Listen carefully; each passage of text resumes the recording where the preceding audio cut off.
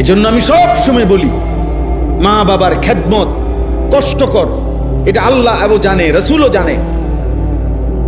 বউ বিয়ে করিলে বিবাহিতের পরে বিবির হাজারো আবদার পালন করতে গিয়া যদি মা বাবার সাথে জুলুম করে, ব্যালেন্স করতে না পারে, ভারসাম্য রক্ষা করতে না পারে, তখন বিবিকেও তার ইনসাফ, বিবিকেও তার প্রাপ্য বুঝাইয়া দেওয়া, বিবিকেও তার ইনসাফ মতো দেওয়া, মা বাপেরও খেদমত করে যাওয়া, বিষয়টাকে ব্যালেন্স করা খুব কঠিন, কষ্টকর হয়ে যায়। কিন্তু এটা তো কষ্টকর আল্লাহও জানে, রাসূলও জানে। এই জন্যই তো আল্লাহ এবং তার রাসূল পুরা কোরআন এবং নবীর হাদিসে অসংখ্য অগণিতবার মা বাবার খেদমতের এত ফজিলত কি লেখা করছে। বিষয়টা যদি 10টি আর মুড়ি আর 2 আন বন খামানি হইতো, তো মায়ের কদমের নিচে বেহেশত দিয়ে লাইছে এই বুঝে বন 2 আনের লেগা। বুঝেন না আপনি কথাটা? বিষয়টা যে কঠিন, এটা তো একটু কি কঠিন। এই কঠিনটা তো জয় করার জন্যই তো, এই কঠিনটাকে তো আপনাকে করে যাইতে হবে।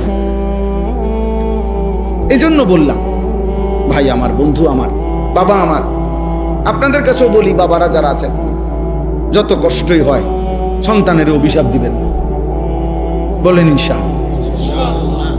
সন্তানের কি দিয়েন না? অভিশাপ। কষ্ট যাই হোক পাইছেন, মাফ করে দিয়ে। মা আছেন যারা পর্দার আড়ালে, ওনাদেরকে বলি, মা মাফ করে দিয়ে। নবী সাল্লাল্লাহু আলাইহি সাল্লাম বলছে, তোমরা ওই মূরখ লা তাসুবুদ্দিক, ওইটারও পর্যন্ত গালি দিও।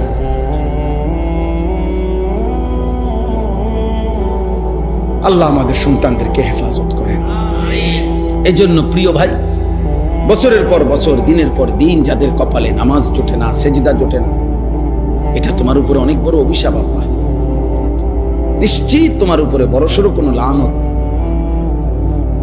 না তো মুসলমানের ঘরে আমি দেখে প্রত্যেক দিনে কথা একবার হলেও বলি, আমার জীবনের সবচেয়ে আশ্চর্য, আমার কাছে ব্যক্তিগতভাবে আমার জীবনে আমার কাছে সবচেয়ে বড় আশ্চর্য লাগে এই কথাটা।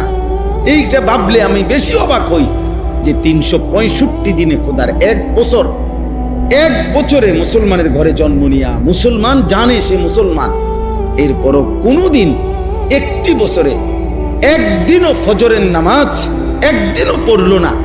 মুসলমানের বাচ্চা এত বড় জানোয়ার কেমনে হইল আমি এটা বুঝি। আমি জীবনে বহু চিন্তা করে দেখছি, আরে মানুষ এত বড় জানোয়ার হয় কেন?